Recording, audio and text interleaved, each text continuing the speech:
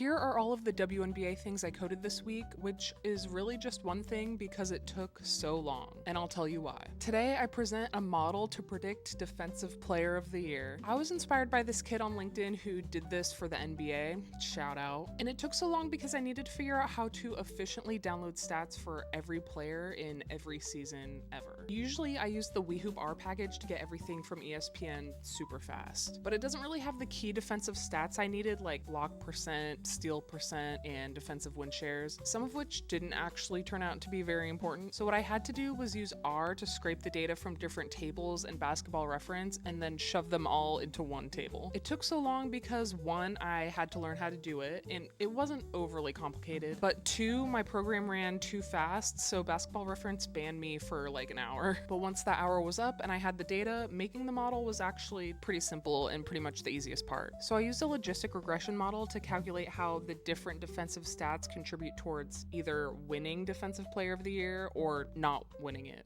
And after we have the model, we can basically take it, plug in any player's stats, and then get out the probability that that player will win Defensive Player of the Year. And what did I find? The most significant contributing stats towards winning the award are steals, blocks, defensive win shares, and actually blocks times steals. And based on that, of all the players in 2025, the one with the highest chance to win the award is Gabby Williams. Amazing. And the bad news, even though this model is based on historical data from every season that's ever happened, when I do go back to the old seasons and plug in everyone's stats, it only guesses the correct Defensive Player of the Year for literally half of the old seasons. Also, as a reminder, a human, me, had to choose the stats that went into this model, and I am not a Defensive Player of the Year voter. So maybe I'll want to switch it up and try some team stats or something next time, because it does seem like team defensive strength plays a role in this award. But either way, things are looking pretty good for Team Gabrielle, aka me.